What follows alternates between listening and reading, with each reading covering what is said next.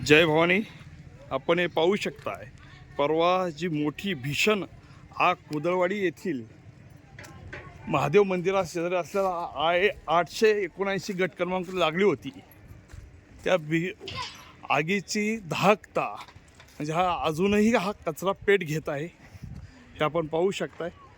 अशा पद्धतीनं धुराचे लोट 4-5 किलोमीटर अक्षर दिसेल अशा पद्धतीने होते. आज आग होऊन देखील विजून 3 दिवस जरी झालेले असले तरी ही आग अजूनही चालू आहे.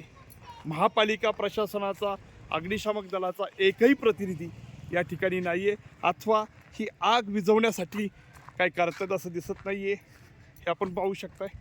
प्रत्यक्ष फील्डवरचे ही दाहकता आपल्या सर्वांच्या निदर्शन आणून देतोय. पलीकडे महादेव मंदिर आहे चिखलीतील, आणि हे आपण पाहू शकताय. ही आग आत्तासुद्धा आज रोजी चालू आहे. पुन्हा एकदा आगीची मोठी दुर्घटना घडण्याची वाट अग्निशामक दल पाहत आहे का? या संदर्भामध्ये महापालिकेचे पदाधिकारी, पालिकेचे अग्निशामक दल काय झोपा काढत आहे काय? पाहू शकताय. म्हणजे किती निगरगट्ट हे प्रशासन झालेलं आहे.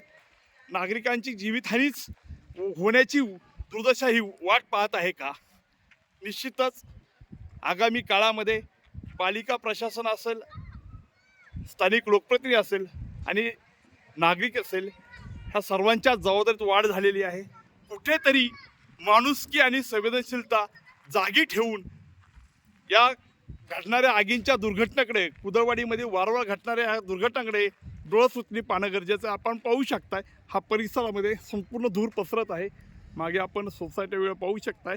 ह्या नागरिकांच्या आरोग्याचं, इथल्या होणाऱ्या वायू प्रदूषणाचं कोणाला फिकीर आहे काही नाही, चिंता आहे की नाही, आणि आपलं शहर सुंदर, स्वच्छ, आरोग्यदायी राहावं यासाठी करदात्यांच्या करोडो रुपयांचा चुराडा हा महापालिकेच्या वतीने होतो. आणि अशा पद्धतीनं वाऱ्यावर सर्वसामान्य जनतेला सोडलं जातं. हे चित्र बदलणं गरजेचं आहे. हे माणुसकीला आणि मानवतेला काळिमा फासणारं आहे. या अधिकाऱ्यांनी ह्या संदर्भामध्ये जबाबदारीपूर्वक कृती करून हे असे निघारे जळणारे विझवावेत. अन्यथा भविष्यामध्ये किंवा येणाऱ्या 2-4 दिवसामध्ये मोठी दुर्घटना घडण्याची शक्यता नाकारता येत नाही. राम भरोसे असा हा कारभार चाललेला आहे, आणि प्रशासनाने याची जागरूकतेने दखल घ्यावी. अन्यथा या प्रकाराची जबाबदारी असणाऱ्या संबंधित अधिकाऱ्यांना योग्य धडा शिकवला जाईल, याची नोंद घ्यावी.